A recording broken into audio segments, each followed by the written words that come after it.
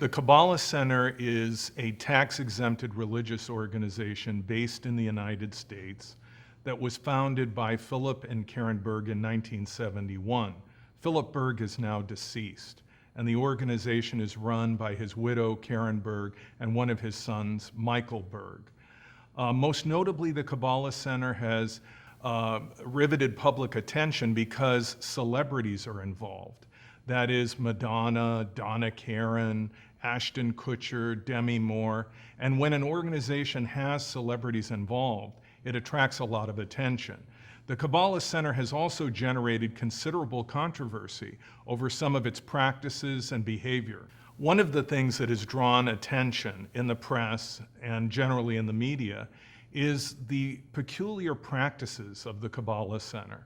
These practices, which are done for profit, have drawn controversy. That is, the marketing and the selling of things through the Kabbalah Center that seems to benefit the Bergs. So this is an organization that has a long history of bad press, complaints, and allegations that it is a destructive cult. The organized Jewish community has never really acknowledged the Kabbalah Center or the Bergs as being authoritative or credible, either as a Jewish organization included in Jewish federations and recognized by synagogue associations, nor have Kabbalistic scholars recognized Philip Berg in his original writings or subsequent publications by the Kabbalah Center as being relevant and credible to the scholarly community of Kabbalistic researchers. So what you have in the Kabbalah Center is really more like the Berg Center, which is dedicated to a philosophy that was put together by Philip Berg. In my opinion, and I speak as someone who has sat on national committees for the Union of Reform Judaism, worked for Jewish Family and Children's Service, and taught for the Bureau of Jewish Education. And I've been invited to lecture about the Kabbalah Center, particularly by Jewish federations in the United States. I have received hundreds of complaints about the Kabbalah Center from former members, from affected family. I mean, this has gone on now for almost 20 years. I launched the website database now known as the Cult Education Institute in 1996, and the complaints began flowing almost immediately. I've heard from people who are estranged from family members who are active in the Kabbalah Center. When they raised questions about a loved one's involvement, they became estranged. Communication was cut off, and they were no longer considered to be, as the Kabbalah Center says, in the light. They were in spiritual darkness because they questioned the Kabbalah Center. And on that basis, the Kabbalah Center has broken up marriages, friendships, and come between families. So I have received complaint after complaint after complaint. And many of these complaints from former members of the Kabbalah Center are about how they were squeezed financially, that they were told to max out their credit cards, that they were told, you can put off paying your rent, put off paying your mortgage. And people ended up in bankruptcy. People ended up in horrible debt, and they even lost their jobs because the Kabbalah Center would make demands on particular people that was time intensive. And they would put the Kabbalah Center, that is, as their allegiance before their job. And as a result, they were terminated. They lost their job. Their careers were affected. So I have received complaint after complaint after complaint about the Kabbalah Center. At the same time, let's just understand that the Kabbalah has been around for centuries, and I have been doing my work for 30 years. Have I received significant complaints about anyone else studying the Kabbalah? No, but I keep receiving complaints about the Kabbalah Center. And I think that's important to point out, that the Kabbalah as a area of Jewish thought, as an area of study, does not generate complaints. It is a benign area of study for Jewish people and has been for centuries. But the Kabbalah Center, as run by the Berg family, continues to generate complaints. In my opinion, the Kabbalah Center fits the primary three criteria that define the nucleus, if you will, for a destructive cult. Psychiatrist Robert J. Lifton, who taught at Harvard Medical School, wrote a paper, Cult Formation, which was published by Harvard in the early 80s. And he pointed out three primary criteria: the existence of an absolute authoritarian leader that is the defining element and driving force of the group. Second, that the group uses a process of thought reform to gain undue influence over people through psychological and emotional manipulation. And finally, three, that people are exploited by the group. And this varies by degree from group to group. In my opinion, when you look at the Kabbalah Center, the way it's structured, the way in which it behaves and functions, the casualties that it has produced historically, the damage that it has done to families and individuals, you're looking at a destructive cult. The aura of almost divinity that that the Bergs are viewed in, that people in the Kabbalah Center feel that they cannot disagree with or dispute anything that they are told by the Bergs. This is the same kind of authority that other people that lead other groups that have been called cults seem to have. That is absolute authority. No one can really question the basic assumptions of the group. No one can question the demands or edicts of the leaders, and that the group is personality driven. That kind of reverence, that kind of awe in which the members of the Kabbalah Center hold the Berg family is what you see typically in a destructive cult. When I have received complaints from people talking about the way that they have been psychologically and emotionally manipulated by the Kabbalah Center, by the Bergs, by the teachers there, it is parallel to what Robert J. Lifton describes, in my opinion, in his thesis regarding thought reform. That is, that these people are being manipulated through coercive persuasion so that the Kabbalah Center will then have undue influence over them.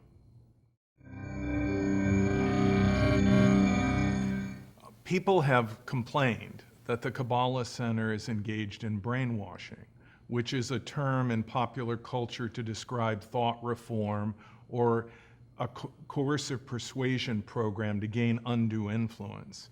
And here there is a pattern that I think can be seen in the Kabbalah Center regarding this type of process. That is that people come into the Kabbalah Center and they are interviewed, they talk to, they share their deepest secrets of their life with the teachers at the Kabbalah Center. And this is what Lifton, in his analysis of thought reform, calls the cult of confession. So there is this kind of no holds barred, no boundaries confession that takes place between Kabbalah Center students and their teachers and the staffers there, which are called the Chevra, which is a Hebrew word for friends. And these relationships are very tight, and people empty their souls to the teachers. The teachers then can transmit that information to leaders in the Kabbalah Center, to the Bergs, and also, importantly, to those people that make astrological charts. That information informs the astrological chart that then is presented to the member of the Kabbalah Center, to the student, and that becomes compelling evidence of the mystical quality of the Kabbalah Center. That is, that they have supernatural power, that they have mystical powers of discernment. The student doesn't realize that there is a process going on behind the scenes where information is going from teacher to chart maker to leaders, and they're actually being caught in the middle. Instead, they think that this is a demonstration of the true power from God that the Kabbalah Center seems to possess. And then the Kabbalah Center uses those charts and this process as a leverage point to get that member to do things, to get them to donate more money, to get them to leave someone in a relationship who has critical questions about the Kabbalah Center, to no longer have communication with family that may have questions about the Kabbalah Center. But to the mind of the student, what they're dealing with has this spiritual quality, this authority that it seems to come from God. It seems to come from a higher power. And so in the mind of the student, they're not able to separate out the teachers and the staffers of the organization from God, the Zohar, the higher power. Instead, that line of division becomes blurred. And so in their mind, when they agree and follow the directives of the teachers, of the Chevra, or the friends, the staffers at the Kabbalah Center, and of the Bergs, they are not obedient to people. They are obedient to God, to the light, to their spiritual enlightenment. And this process is brought about through confession and through manipulation. Lifton calls this the cult of confession, and he would call this type of manipulation mystical manipulation in his 8 criteria to determine whether or not a group is using a thought reform program. And it's important to note that the reason why people don't leave the Kabbalah Center, even when they're unhappy, is because they are encouraged to have unreasonable fears about leaving. They are told that those people who leave become sick and die, that people who leave lose their soul, lose the light. So there are these fears, unreasonable fears about leaving the Kabbalah Center, and, I might add, unreasonable fears about disputing what the Bergs say. They are told, you could die if you disagree with the Bergs. People who disagree with the Bergs end up badly, and they will tell stories to illustrate that point, which become a kind of mythology that is supported within the group. So there is this unreasonable fear of leaving, this unreasonable fear of disagreeing with the teachers, and this sense that the Bergs and the teachers have supernatural power, as demonstrated by their seemingly penetrating knowledge of the individual through astrological charts and through readings, when in fact this whole process can be seen as contrived through the information network within the Kabbalah Center as set up by the Bergs between the teachers and those people responsible for the astrological charts. If you were a student entering into the Kabbalah Center, you would begin to take classes. You would begin to become familiar with the staff, the teachers, and they would talk with you, and you would gradually begin to disclose more and more information about your life. What's going on in your life?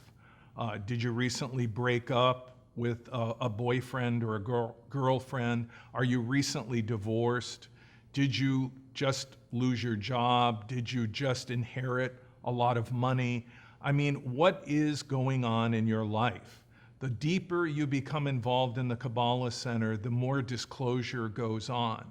And there are no reasonable boundaries. That is, there is no area of a person's life that is immune from questions or inquiry by the teachers and by the staffers at the Kabbalah Center.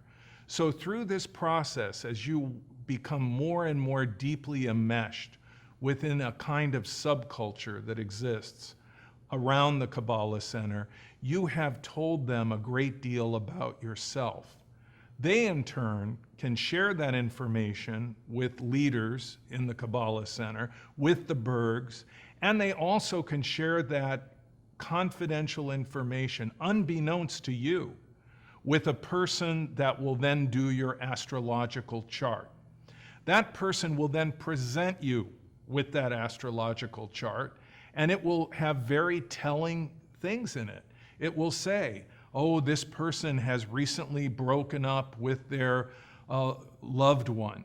Oh, this person recently lost their father and inherited a responsibility to the world, meaning a large inheritance.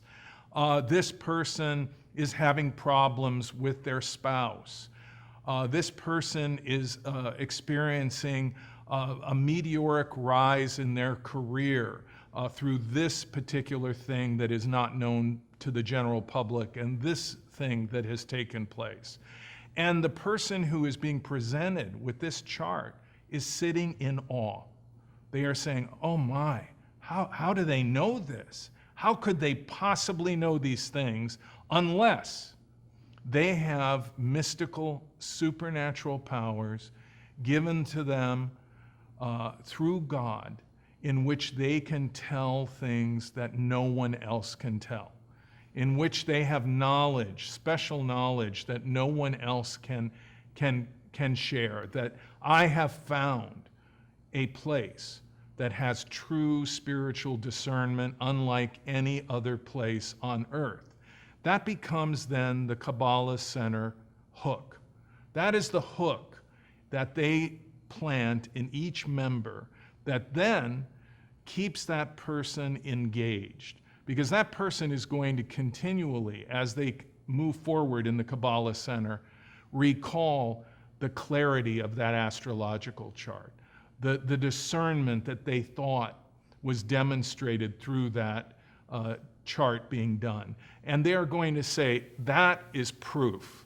And the way in which the leaders know my soul, they know my heart, this is proof that they really are in connection with a higher power. But in reality, what it is evidence that there is a finely tuned networking of information about students within the Kabbalah Center. It's a networking that exists from the teachers who are sharing information with the astrological chart maker, with the Bergs, with other leaders. And so there is no confidentiality. And in that sense, the student is unaware. The student doesn't realize that whatever I say can be used potentially by the Bergs, by other people in the Kabbalah Center, and that there is a reason that they have this discernment, and it's based on the information that I have disclosed. In my opinion, the people that come to the Kabbalah Center, in a sense, are being tricked or conned. And when I say that, I mean that there is a level of deception.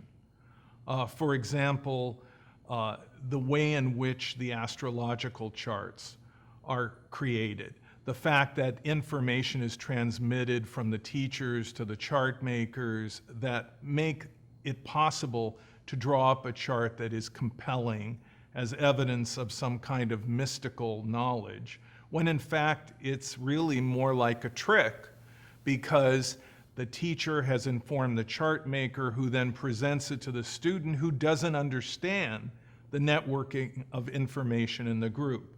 I don't think anyone that enters the Kabbalah Center understands what really is going on from the beginning. And in this sense, no one that joins a group called a cult understands that that group is potentially unsafe or that it's cult-like. I mean, from first blush, what they see in the Kabbalah Center is people called rabbis, the authority of the Kabbalah, the history of Judaism, Centuries of Kabbalistic scholarship are supposedly there. All of this is really a facade to pull the person in. And that is how many destructive cults operate. The surface is a mask. And behind the mask is the reality of the manipulation and the structure of authority. When people first become involved with the Kabbalah Center, they don't understand completely what they're becoming involved in. And then step by step, spoonful by spoonful, they are fed the Kabbalah Center's indoctrination. And they go through a process of persuasion that takes them somewhere that they probably never thought they would arrive at. A place where they become essentially a submissive servant, and in some cases almost slave-like devotion to the Bergs and their center. That's not something that people initially thought they would be involved in. And the many complaints that I have had, people have repeatedly said, I was deceived, I was tricked. I had no idea what I was becoming involved in, what demands would be made of me, and how this all would turn out. I lost my spouse. I'm separated from a family member. I never knew that becoming involved in this center run by the Berg family would culminate in that kind of an experience, that I would end up broke, that I would end up giving them so much money, that I would lose a member of my family, that I would become estranged from someone I love. People don't really understand how people are exploited by groups called cults. It isn't all at once. It's a bait and switch routine. I mean, this is what I tell you I am, which is all good and wonderful. I'm about the Bible. I'm about solving all the problems in the world through a political theory. I'm about curing people through some claim of science. Or I'm about the Kabbalah, when in reality, it's something else. You are baited with this very appealing presentation, and then as you become involved more, it's switched out. And what it becomes is total submission to the authority of the organization as achieved through what many have called coercive persuasion and influence techniques to gain undue influence. Karen Berg and Michael Berg are absolutely in charge of the Kabbalah Center. They know what's going on. They run things from the United States. Nothing goes on without their consent. They are the final arbiters of whatever takes place within the centers. So behind the scene, the Bergs are running everything. And then, of course, there are those people that the Bergs pick to be leaders, to be teachers, who serve at their pleasure.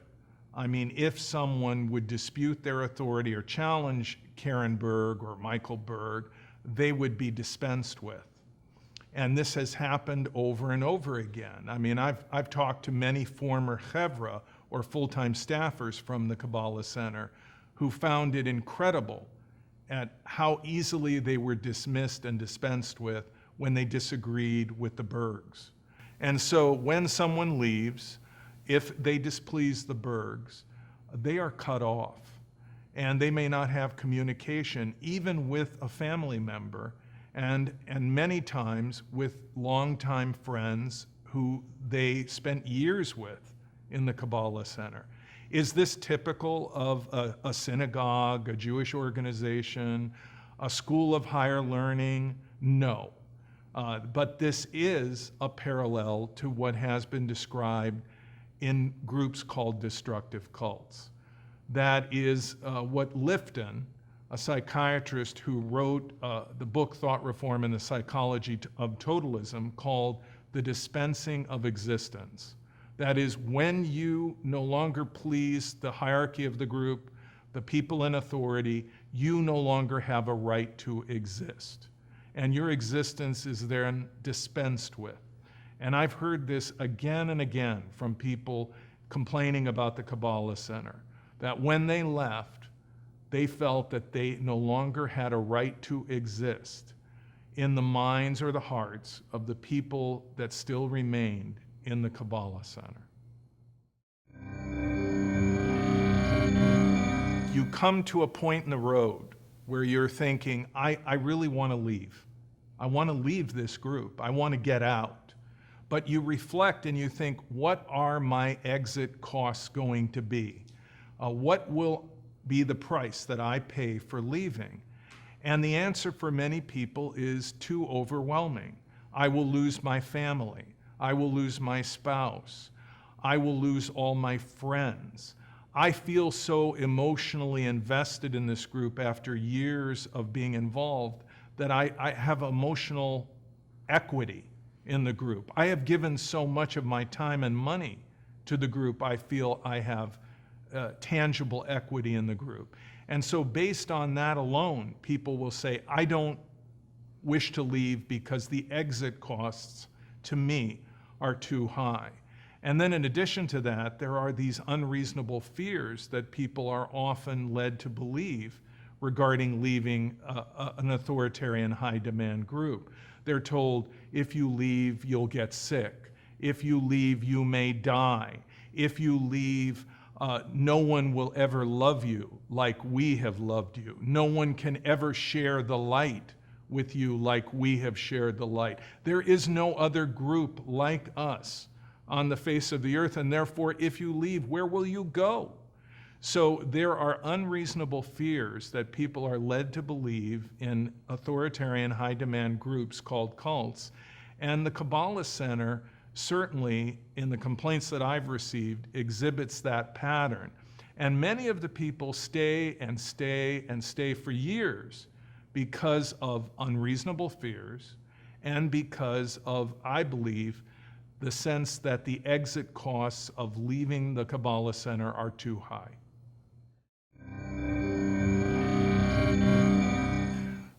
The Kabbalah Center run by the Bergs claims that they have millions of students. I don't know where they come up with that number. It could be that their numbers are as few as, I would say, 1,000 to 3,000.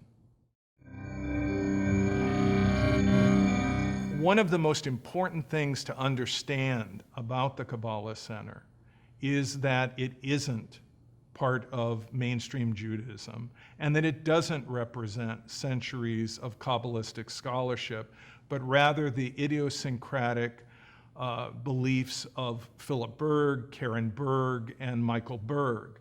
Another thing that's very important to understand about the Kabbalah Center is that the people they call rabbis, which is a word in Hebrew to describe a teacher, a rabbi, the Kabbalah Center rabbis do not have the same requirements as rabbis within Reform Judaism, within Orthodox Judaism, the OU, within the conservative Jewish synagogue movement, or Reconstructionist Judaism, or for that matter, ultra-Orthodox Hasidic sects that have a process of learning and ordination which is called a shmicha, or rabbinical credential within the Jewish community. And the Bergs have no particular educational requirements for chevra that I'm aware of. They don't require a college degree. They don't require a seminary degree. They simply require that they perform according to their dictates and to their guidelines. So you have people that they could be coming out of the army. They could be coming out of any walk of life and come into the center, do courses, become involved with the Bergs, and then they could be declared chevra. They could be ordained by the Bergs and called rabbis. What these honorific, it seems to me, titles mean outside of the Kabbalah Center is not clear. To me, having worked in the Jewish community for many years and worked with many rabbis and Jewish educators, I'm aware of what it takes to be a rabbi, of what it takes to be a Jewish educator. And the Kabbalah Center Chevra and the rabbis that they have there, some of them have college degrees, but many of them have no particular credential from any accredited university or college or any recognition really outside of the Bergs and the Kabbalah Center. What you have in the Kabbalah Center are rabbis who are rabbis because the Bergs say so. I say you are a rabbi, and therefore you are a rabbi.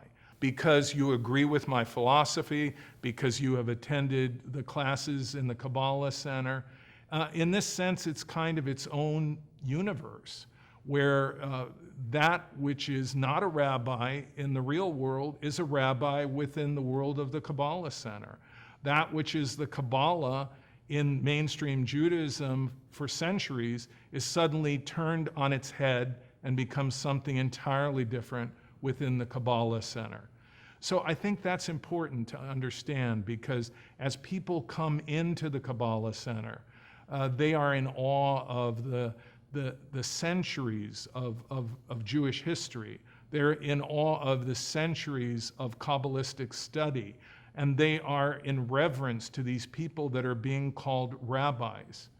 But in reality, what they are seeing is simply valid within the Kabbalah Center and invalid to the organized Jewish community and the larger culture of Kabbalistic study in the world. The Bergs are a legend in their own mind, but they are not a legend outside of the Kabbalah Center. And the reverence that is demanded for the Bergs may be exhibited within the Kabbalah Center, but there is no reverence for them in the same sense outside of their centers in the real Jewish community and amongst credible Kabbalistic scholars.